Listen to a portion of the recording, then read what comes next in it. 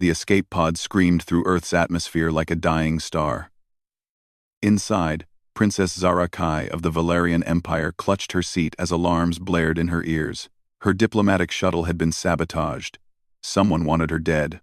The pod's controls sparked and flickered as she fought to maintain some control over her descent. She had studied Earth during her academy years. A death world, they called it. Heavy gravity, violent weather, and filled with aggressive primates who killed each other over resources and ideas. The Galactic Council had quarantined the planet centuries ago. Now she was about to crash land on the most dangerous world in this sector of space. The pod hit the ground hard. Zara's head slammed against the restraints. Pain exploded through her body. Blue-silver blood ran down her face from a cut above her eye. Her right arm hung at a wrong angle, broken. The pod had torn through trees and dirt before coming to rest in a small clearing. Through the cracked viewport, she could see tall trees and gray clouds overhead. Zara tried to activate her distress beacon. The console sparked and went dark. Dead. Her translator implant buzzed with static. Damaged but maybe fixable. She reached for the medical kit with her good hand. Every movement sent waves of pain through her body. 3 ribs were broken. Maybe more. Her leg was bleeding badly. Outside, rain began to fall. The temperature was dropping. On Valaris Prime, her homeworld, the weather was controlled and comfortable. Here, nature did whatever it wanted. She had read that humans could die from exposure to their own planet's weather. How did they survive on such a hostile world? Kyle Harrison had been a park ranger for 8 years. He knew these Montana woods better than anyone. When he saw the streak of fire across the sky and heard the distant crash, his first thought was a plane going down. He grabbed his emergency kit and radioed his position to the station. Then he jumped in his truck and headed toward the smoke rising above the trees. The crash site was unlike anything Kyle had ever seen. The trees were scorched in a pattern that made no sense for a plane crash. In the center of the clearing sat something that looked like it came from a science fiction movie. A metallic pod, maybe 15 feet long, with strange symbols on its surface. The metal was still hot, steam rising where rain touched it. Kyle approached carefully. His hand moved to the radio on his belt. He should call this in. Whatever this was, it was beyond his job description. But then he saw movement through a crack in the pod's side. Someone was inside. Someone who might be hurt. He found the seam of what looked like a door and pulled. It took all his strength, but the damaged mechanism finally gave way. Inside, slumped in a chair, was a person. At least, mostly a person. Her skin was pale silver, and her eyes were larger than human eyes. Dark blue blood covered her face and uniform. She looked at him with terror and tried to speak, but only strange sounds came out. Kyle raised his hand slowly. "It's okay. I'm here to help. Can you understand me?" Zara stared at the human. He was tall, maybe 6 feet, with brown hair and kind eyes. His species was supposed to be violent and unpredictable. But his voice was gentle. His hands were raised in what looked like a peaceful gesture. She tried to activate her translator again. It buzzed and clicked. A few words came through in her language, mixed with static. "Help. Okay. Understand." The human moved slowly, keeping his hands visible. He pointed to her injuries, and then to a bag on his shoulder. Medical supplies. Maybe. Zara had no choice. She was dying. If he wanted to kill her, he could do it easily in her condition. She nodded weakly. Kyle had basic emergency medical training. But this was beyond anything he had learned. Her blood was the wrong color. Her bones felt lighter than human bones. He found what looked like a medical kit in the pod. The supplies were strange, but some of them made sense. Bandages were bandages. He did his best. He wrapped her broken arm and splinted it using materials from his truck. He cleaned and sealed the cut on her head. The wound on her leg was bad. He used supplies from both his kit and hers to stop the bleeding. All the while, the alien woman watched him with those large eyes. Sometimes she would speak in her language. Sometimes her translator would spit out a word or two in English. Safe. You. Why? Kyle looked up at her. Because you need help. That's reason enough. The storm was getting worse. Thunder rolled across the sky. Kyle looked at the damaged pod, and then at his patient. She could not stay here.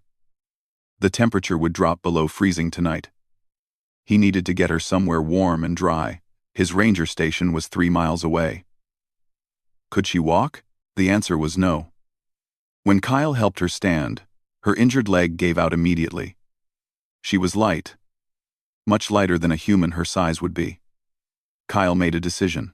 He wrapped her in his jacket and lifted her carefully. She tensed at first, then relaxed slightly. He carried her to his truck. The drive back to the station was slow. The rain made the dirt roads dangerous. Kyle kept looking over at his passenger. She had passed out from pain. Her breathing was shallow but steady. What was he doing? He should have called this in immediately. There were protocols for this sort of thing, government agencies that handled unknown aircraft. But something told him that turning her over to them would be a mistake. At the station, Kyle laid her on his bed. He started a fire in the wood stove and made her as comfortable as possible. He checked her bandages and gave her water. She woke briefly, looked around in confusion, then fell asleep again.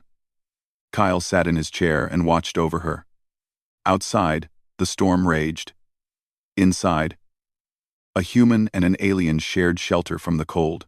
Over the next 2 days, Zara's translator slowly repaired itself. She learned his name, Kyle. He learned hers, Zara Kai, Princess of the Valerian Empire. She could not believe a human royal would live in such a simple dwelling. Kyle laughed at that. He was not royalty. He was just a guy who protected the forest. Kyle shared his food with her. He gave her his bed while he slept on the floor. He brought her books and showed her pictures of Earth's nature and human cities. Zara watched him carefully. This man could have turned her in for fame or money. Governments would pay fortunes for access to alien technology. Instead, he risked his career to keep her safe. "Why do you help me?" she asked one evening.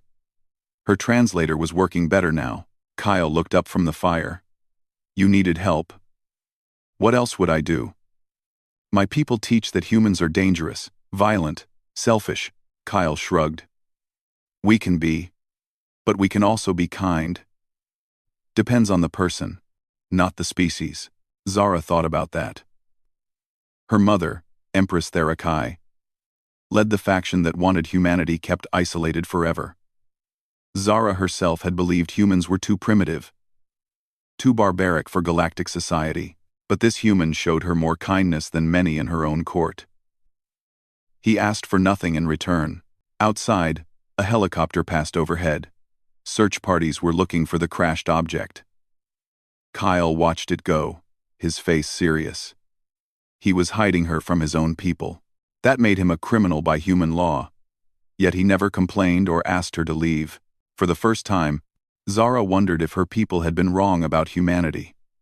3 weeks passed since the crash. Zara's injuries healed faster than Kyle expected. Her species recovered quickly compared to humans. Her broken arm was almost usable again. The cuts had closed. She could walk without help now, though she still limped. Each day, her translator worked better, and their conversations became easier. Kyle taught her about Earth. He showed her how to cook human food, though much of it was too heavy for her system. She loved fruit and bread. Coffee made her sick. He played music for her on his old radio. She found human music strange but fascinating. So much emotion in sound. In return, Zara told him about the galaxy. There were over 50 species in the Galactic Council. Some looked almost human. Others were so different that communication required special technology. The Council made laws that kept peace between worlds.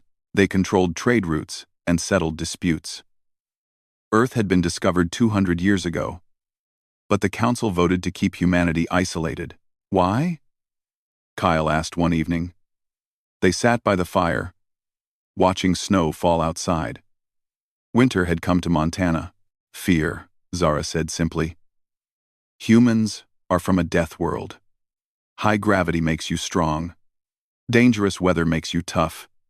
Your history is full of wars. The Council worries that humans might be too aggressive for galactic peace. Kyle thought about that. We fight. That's true. But we also build. We create art and music. We explore. We try to be better than we were. I know that now, Zara said quietly. But I did not know it before. I believed what I was taught. That humans were primitive. Barbaric. I came to Earth to argue that your isolation should continue forever. Kyle looked at her in surprise. That was your mission? Yes. I was supposed to observe from orbit and report back, but my shuttle was sabotaged. Someone in my own government wants me dead. They knew where I would be and when. The crash was not an accident. Who would want to kill you? Zara stared into the fire. I have enemies at court. My mother is the Empress. That makes me a target. Some would rather see my younger brother on the throne. Others think I am too soft, too willing to consider new ideas. They might be right about that. Kyle shook his head. Thinking new ideas is not a weakness. It's strength. They fell into comfortable silence. Kyle had grown to care about Zara. Not just as someone he was helping, but as a friend. She was smart and funny. She asked questions about everything. She wanted to understand humans, not just judge them. In another life, in another universe where they were the same species, maybe they could have been more. But that was not their reality. Zara felt the same confusion. Kyle was unlike any male she had known. He was strong but gentle. He could have taken advantage of her weakness, but he treated her with respect. He shared everything he had without expecting payment. In Valerian culture, everything had a price. Favors were traded like currency. But Kyle gave freely. It changed something in how she saw the universe. One night, Zara's datapad began beeping. The damaged device had been slowly repairing itself using its internal systems. Now, it finally connected to the galactic network.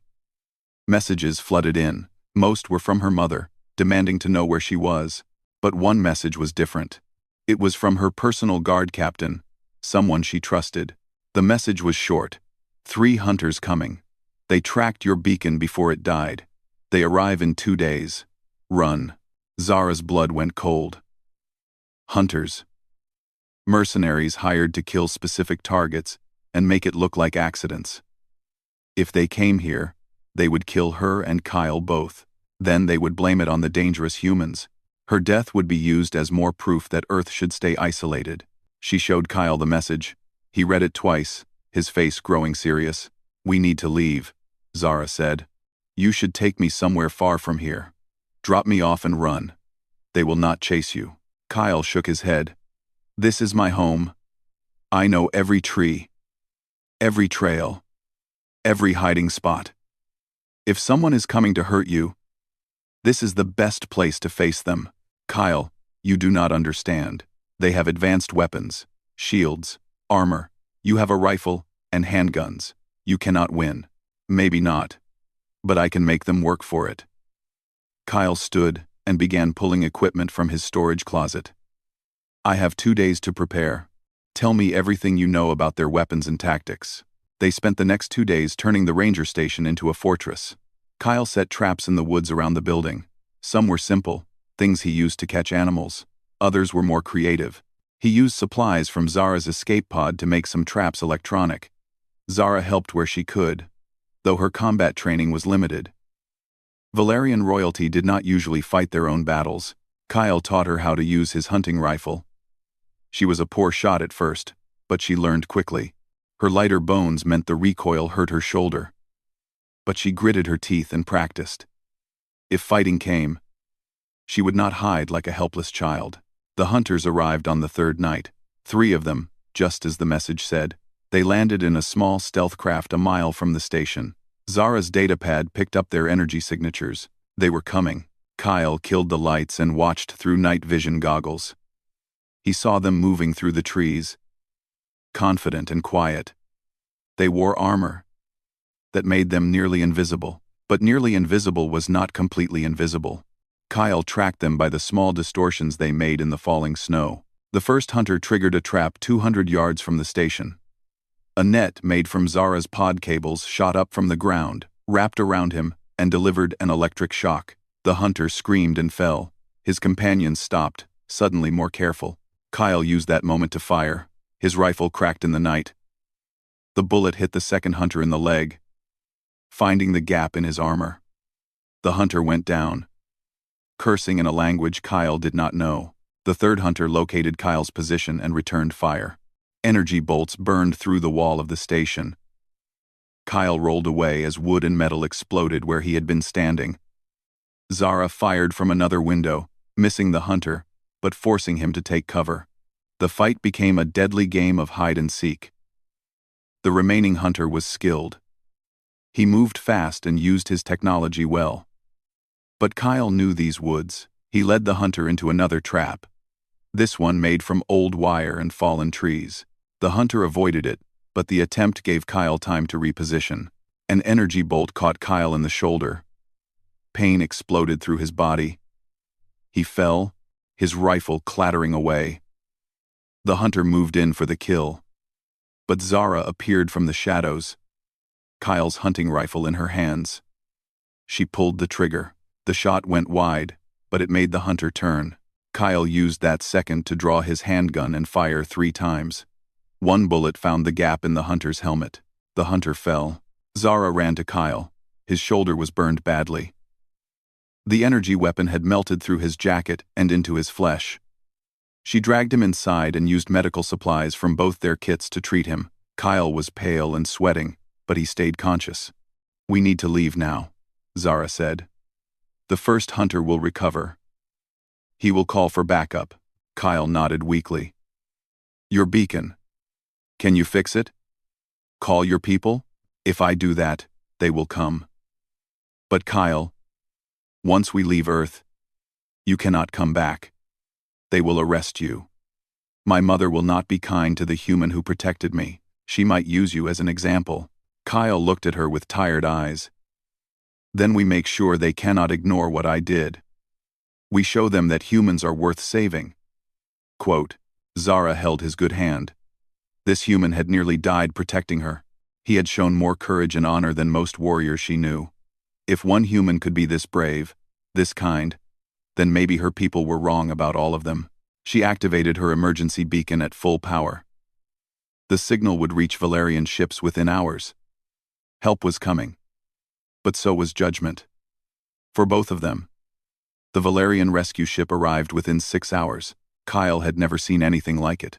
The vessel was massive, maybe 300 feet long, with smooth lines that looked more like art than engineering. It descended silently through the clouds and landed in the clearing where Zara's pod had crashed weeks before. A boarding ramp extended. Soldiers in silver armor emerged, weapons ready. They surrounded the ranger station quickly and professionally. An officer shouted something in Valerian. Zara responded in the same language, her voice carrying authority despite her injuries. The officer's eyes went wide when he recognized her. The soldiers relaxed slightly but kept their weapons pointed at Kyle.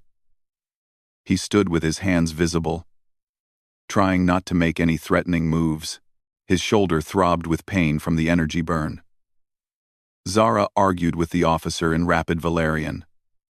Kyle could not understand the words, but he understood the tone. She was giving orders, and the officer did not like them. Finally, the officer nodded stiffly. He gestured for Kyle to come forward. 2 soldiers grabbed his arms, not gently. They pulled him toward the ship. Zara followed, still arguing with the officer. At the base of the ramp, a medic looked at Kyle's shoulder and said something that sounded disgusted. They brought him to the medical bay anyway. The ship's medical technology was incredible. A machine scanned Kyle's injury and began treatment automatically. Cool gel spread over the burn, taking away the pain. Within minutes, new skin began growing over the wound. The medic worked in silence, refusing to look at Kyle's face. To him, Kyle was probably just a primitive animal that got lucky. After treatment, soldiers took Kyle to a small room. It was more comfortable than a cell, but not by much. A bed, a chair, and a small bathroom. The door locked from the outside. Kyle sat on the bed and tried to process everything. He was on an alien spaceship. He was leaving Earth. Maybe forever. His family would think he disappeared or died. His friends would search for him. They would never know the truth. The ship lifted off so smoothly that Kyle barely felt it. Through the small window in his room, he watched Montana disappear below. Then the clouds.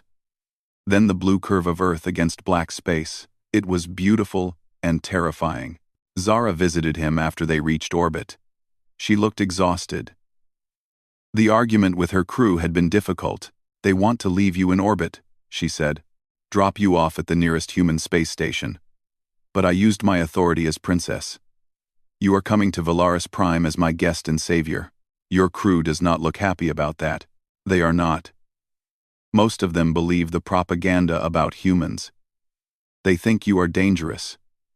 Some wanted to lock you in the cargo hold for the entire journey. I had to threaten to report them to my mother before they agreed to give you proper quarters." Kyle looked around his small room. "These are proper quarters?" Zara smiled sadly. "For a human, yes. I am sorry, Kyle. This is the best I could do." The journey to Valaris Prime took 3 weeks. For Kyle, it was the longest and loneliest 3 weeks of his life. He was confined to his room, except for 1 hour each day when guards escorted him to a gym area. The crew avoided him. When they had to interact with him, they did it with obvious distaste. Only Zara and her 2 personal guards treated him like a person. The guards, a male named Keth and a female named Lyra, had heard Zara's story of how Kyle protected her. They respected courage when they saw it. They brought Kyle books about galactic history and began teaching him basic galactic common, the trade language most species used. Kyle was a fast learner. He had to be. Zara explained that he would face the Galactic Council. He would be judged not just as one human, but as a representative of his entire species. Every word he said, every action he took, would be analyzed. Earth's future depended on how well he performed. "No pressure," Kyle said with dark humor. Zara did not laugh. "I wish I could tell you it will be easy. But my mother leads the faction that wants Earth to remain isolated. She is brilliant and ruthless. She will not be easy to convince. Tell me about her." Empress Therakai has ruled for 40 years. She brought stability after a time of civil war. She is respected and feared across the galaxy. She believes in tradition and order. Humans represent chaos to her. Unknown variables. She does not like unknown variables. But you are her daughter. She must listen to you. She will listen. But that does not mean she will agree. Zara looked out the window at the stars rushing by. "I love my mother. But I also fear her. She has executed people she loved when she thought it was necessary for the Empire. Mercy is not her strong quality." Kyle absorbed this information. He was flying toward a trial where the judge was someone who saw him as a threat to be eliminated. Perfect. News of Zara's rescue had leaked across the galactic networks. By the time they reached Valerian space, the story had spread to every corner of the galaxy. A human had saved a princess. The most dangerous species in known space had shown compassion and courage. Some species were intrigued. Others were skeptical. Many thought it was a trick or propaganda. The Galactic Council called an emergency session. Earth's status would be debated officially for the first time in a century. Kyle would be the central evidence. Zara tried to prepare him. But how do you prepare someone for this? He was a park ranger from Montana. He was not a diplomat, or a warrior, or a politician. He was just a guy who did the right thing. On the final day of the journey, Kyle stood in his room looking at the reflection in the bathroom mirror. The ship's fabricators had made him formal clothes based on Zara's descriptions of human fashion. A simple black suit, white shirt, no tie. He looked like he was going to a funeral. Maybe he was. The funeral of Earth's hopes. Keth came to escort him to the observation deck. When they arrived, Kyle saw something that took his breath away. A planet filled the view. Massive and blue-green like Earth, but different. 3 moons hung in the sky, Orbital cities sparkled like diamonds. Hundreds of ships moved between the planet and its moons. This was Valaris Prime, heart of the Valarian Empire. Zara joined him at the window. She looked nervous, which made Kyle even more nervous. "The council meets in 2 days," she said. "They are gathering representatives from every member species. This has not happened in decades. Kyle, the attention on you will be enormous. Billions of beings across the galaxy will watch this trial." "No pressure," Kyle repeated. This time Zara did laugh, but it was a worried sound. The ship descended toward the planet. Kyle watched orbital defense platforms track their approach. Any one of those weapons could destroy a city. They passed through layers of traffic control, each one checking and approving their identity. Security around the capital was incredible. They landed at a royal spaceport. Through the window, Kyle saw crowds of Valarians watching from behind barriers. News cameras on floating platforms recorded everything. When the boarding ramp extended, the cameras focused on the exit, waiting for him. Zara touched his arm. "Stay close to me. Do not speak unless spoken to. My mother will meet us at the palace. Remember, she is testing you from the moment you step off this ship." Kyle took a deep breath. He had faced down armed mercenaries in the Montana wilderness. He could face one empress. Probably. He hoped. They walked down the ramp together. The crowd fell silent. Kyle kept his head up, and his expression calm, just like Zara coached him. Cameras tracked his every movement.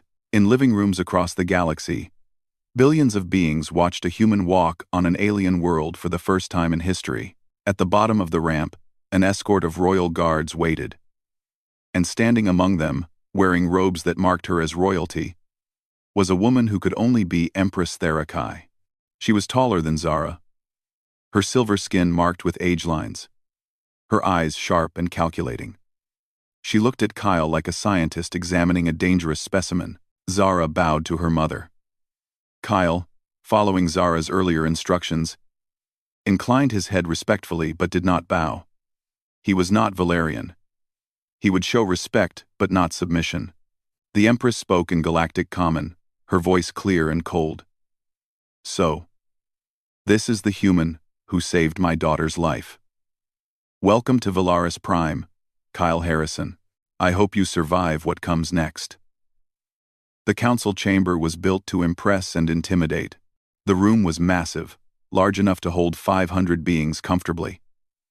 Seats rose in tiers around a central platform where Kyle stood alone. Representatives from 53 species filled those seats, each watching him with eyes that ranged from curious to hostile. Kyle had spent 2 days preparing for this moment. Zara coached him on what to say and how to say it. Keth and Lyra told him about council politics and which species were friendly versus hostile to humanity. But nothing could have prepared him for standing in this room, feeling the weight of so many alien gazes. The chamber fell silent as Empress Therakai entered. She moved to her seat among the Valarian delegation with grace and authority. She did not look at Kyle. That worried him more than if she had glared. The council speaker, an elderly being from a species called the Talran, called the session to order. His voice carried through the chamber without technology, deep and resonant. "We are gathered to decide the fate of Earth and its human population. For 200 years, humanity has been isolated from galactic society. Today, we will determine if that isolation should continue." The Krell ambassador rose. The Krell were insect-like beings, tall and covered in dark chitin. This one's name was Ziktar, and he had made his hatred of humans very clear in public statements. He gestured toward Kyle with one of his forearms. "The evidence against humanity is clear. They are a violent species from a death world. Their history is written in blood. Wars, genocides, slavery, environmental destruction. They create weapons capable of destroying their own world. They broadcast violence as entertainment. They compete in brutal physical contests. They expand into their solar system not in peace but in competition. They are too dangerous for galactic civilization." Holographic displays activated around the chamber, showing images from Earth, wars throughout human history, Atomic bomb explosions, riots and conflicts, violent sports, everything humans had done wrong across thousands of years, edited together to look as bad as possible. Kyle watched the displays and felt sick. It was all true. Humans had done terrible things. But it was not the whole truth. It was like showing only the darkest moments of someone's life and claiming that was all they were. The Krell ambassador continued. And now they want us to believe one human can represent them all? This Kyle Harrison killed 3 professional mercenaries. He is trained in violence and survival. He is exactly what we fear about humans. Dangerous and unpredictable. Other species added their voices. Some agreed with the Krell. Others were more measured. The Talren suggested that humanity might be given limited contact. The dolphin-like Aquari argued that intelligence should be judged by more than violence. The debate went on for hours. Finally, the speaker called for Kyle to present his defense. Kyle walked to the center platform. His mouth was dry. He wished he had water, but showing weakness now would be a mistake. He looked around at all those alien faces and began to speak. Ambassador Ziktar is right. Humans have done terrible things. We have fought wars. We have hurt each other and our world. I will not deny any of that. But that is not the whole story of humanity. Kyle spoke without notes. He told them about human art and music, about humans who dedicated their lives to helping others, about scientists who worked for knowledge, not profit, about parents who sacrificed everything for their children, about ordinary people who did extraordinary things when faced with challenges. Yes, we come from a harsh world. That made us strong. But it also taught us compassion. We know what it means to struggle. We know what it means to need help, so when we see someone in need, we help. Not because we expect reward, not because we want something in return, but because it is the right thing to do. He told them about finding Zara's crashed pod, about choosing to help rather than call authorities, about protecting her even when mercenaries came to kill her. I am not special. I am not a hero. I am just a guy who did what any decent human would do. Judge me if you want. But judge me by my actions, not by fear. And if you judge all of humanity, judge us by what we can become, not just what we have been. Some council members seemed moved. Others remained skeptical. The Krell ambassador rose again, his mandibles clicking with agitation. Pretty words from a species known for lying. How do we know this behavior is real? How do we know it is not just an act to gain our trust?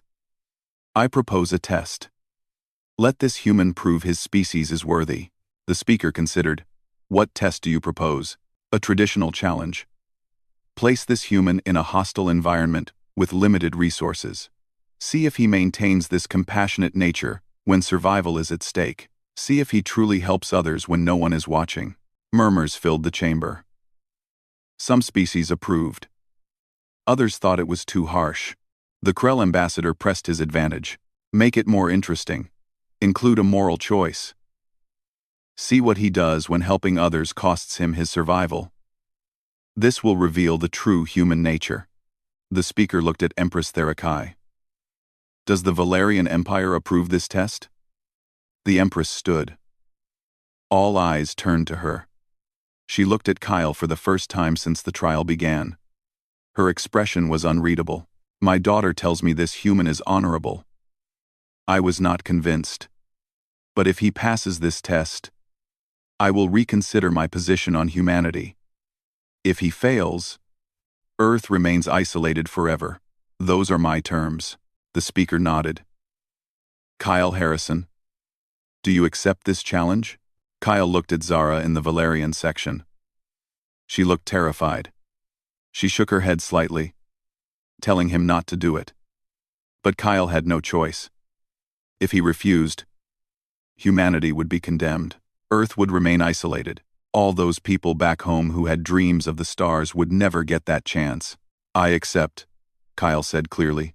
The chamber erupted in conversation. The Krell ambassador's mandibles clicked with satisfaction. The speaker called for order. The challenge will begin tomorrow. The human will be placed in a simulated hostile environment.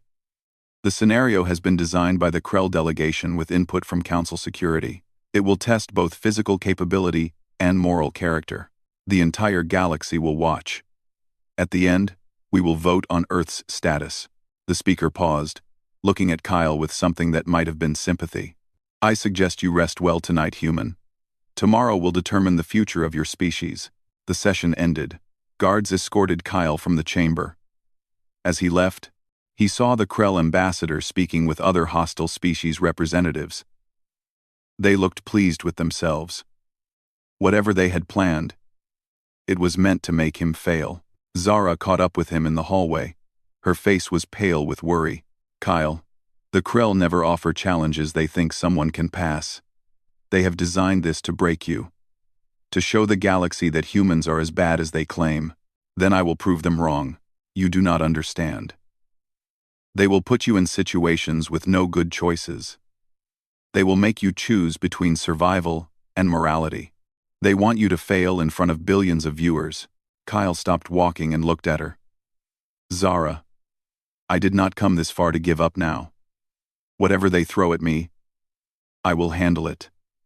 I have to. For Earth, for everyone back home who deserves a chance to see the stars. Zara touched his arm gently. I wish I had your confidence. Please be careful. My mother is watching this too. If you succeed, you might change her mind. If you fail, she will use it as proof that she was right all along. That night, Kyle barely slept.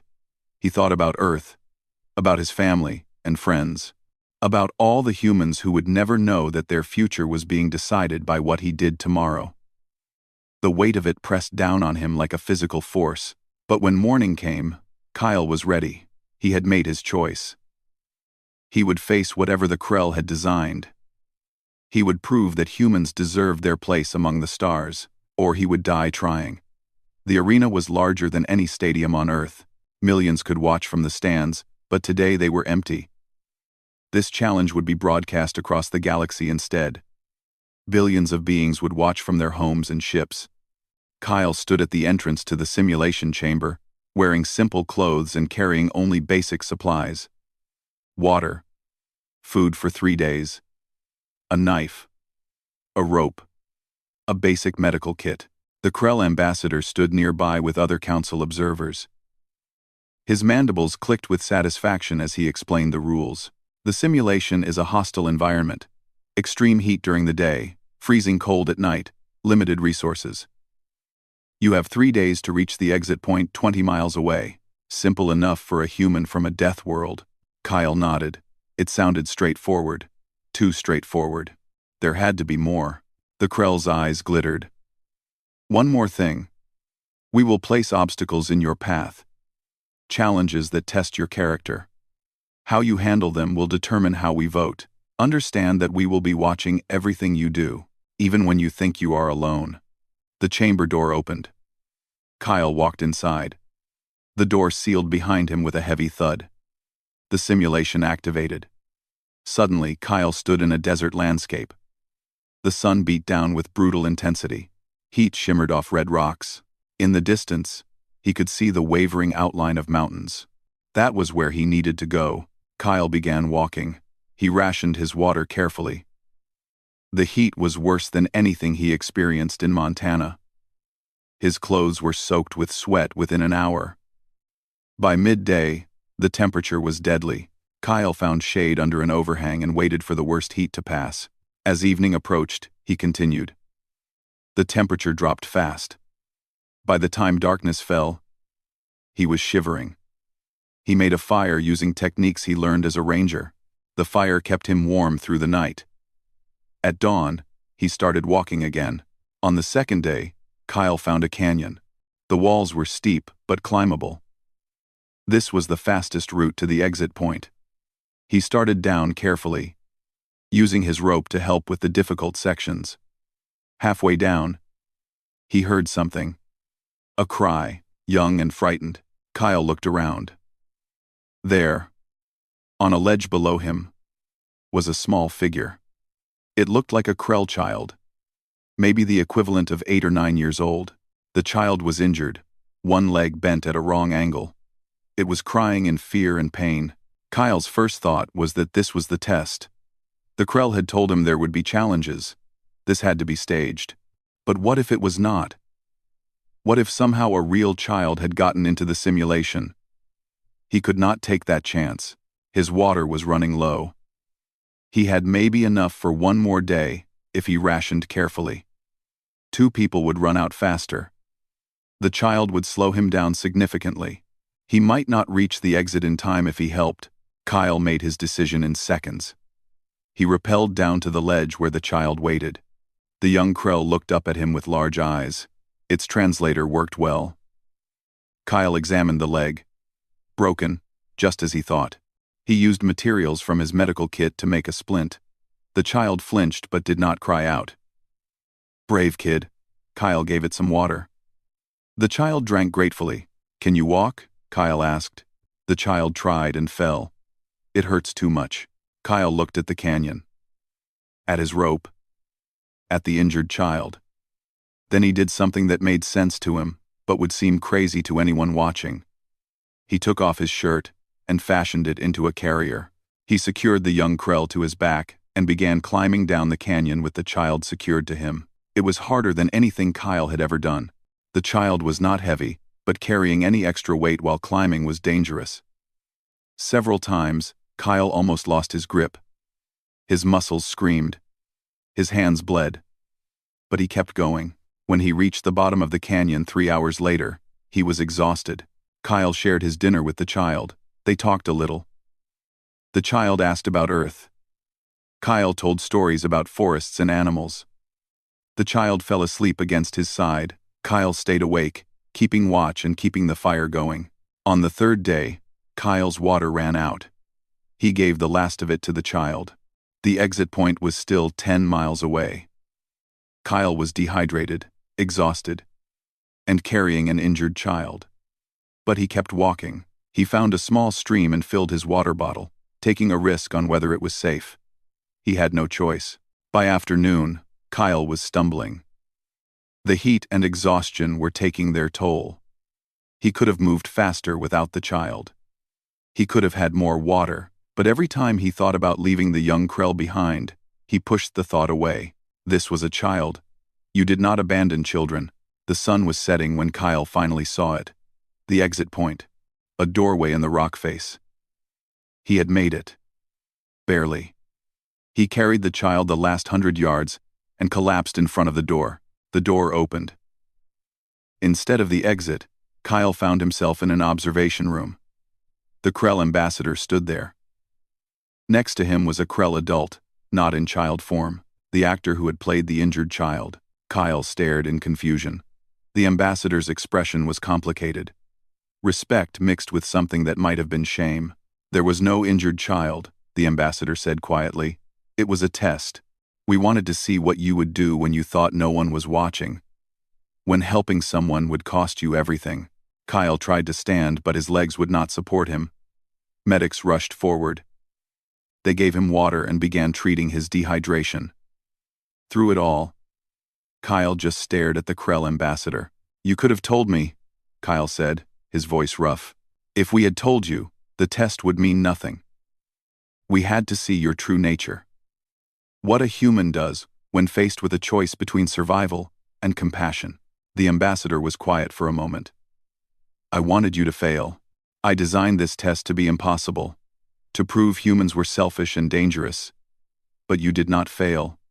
You chose to help, even when it meant you might die. Even when you thought you were alone. Even when the child was from a species that called your people barbaric." Kyle was brought back before the council chamber, still wrapped in medical blankets. The chamber was full. Every representative was present. The speaker called for order. "The test is complete. The galaxy has watched. Now, we vote. Should humanity be welcomed into galactic civilization? We vote. Now." 1. The vote began. Species after species voted yes. Some who had been opposed changed their position. They had watched Kyle choose compassion over survival. They had seen what humans were capable of at their best. The Krell ambassador abstained. He could not vote yes, But he would not vote no either. What he had seen changed something in his thinking. Finally, only one vote remained. Empress Therakai stood. The chamber fell silent. Everyone knew her opposition to humanity. Her vote could determine everything. She looked at Kyle for a long moment. Then she looked at Zara, her daughter, who watched with tears in her eyes. "I have ruled for 40 years, the Empress said. I have made decisions I thought were right. I kept humanity isolated because I feared them. I thought they were too dangerous. Too unpredictable. Oh," she paused, "but I watched this human make a choice. He chose to save a child from a species that hates his kind. He risked his life for someone he thought needed help. If one human can show such compassion, such honor, then perhaps humanity deserves a chance. Perhaps I was wrong." She looked directly at Kyle. "My daughter told me you were special. I did not believe her. I was wrong about that too." The Empress pressed the vote button. Yes, the chamber erupted in sound. The vote was final. Humanity would be welcomed as provisional members of the Galactic Council. Earth's isolation was over. Kyle barely heard it. Exhaustion and relief washed over him. Zara ran to him, crying and laughing at the same time. She hugged him carefully, mindful of his injuries. "You did it," she whispered. "You saved them all." Kyle thought about Earth, about billions of people who would wake up tomorrow to learn they were no longer alone in the universe, about children who could now dream of the stars and actually reach them. "We saved them," Kyle corrected. "You believed in us. You gave us a chance." Later, after medical treatment and rest, Kyle stood with Zara on a balcony overlooking the Valerian capital. The city lights stretched to the horizon. Above them, ships came and went from orbit. Somewhere up there, Earth hung in space. His home. "What happens now?" Kyle asked. "Now you go home," Zara said. "You will be humanity's first champion, our ambassador to help guide Earth into galactic society. I will come with you as the Council's representative." "You are coming to Earth? Someone has to teach you humans how not to insult the Tal'Ren or start wars with the Aquari. Besides," she smiled, "you saved my life. I told my mother I would repay that debt, and a Valerian princess always keeps her word." Kyle smiled. His adventure was not over. It was just beginning. Humanity's journey to the stars would be long and difficult, but they would not make that journey alone. They had allies now, friends, and maybe, in time, humanity would prove to be exactly what the galaxy needed. One human had changed everything. But Kyle knew he was not special. Any human would have made the same choice he did. That was what it meant to be human. To help those who needed help, to show compassion even when it cost everything. To choose right over easy. The galaxy was about to learn what that really meant. And Kyle Harrison, park ranger from Montana, would be there to show them.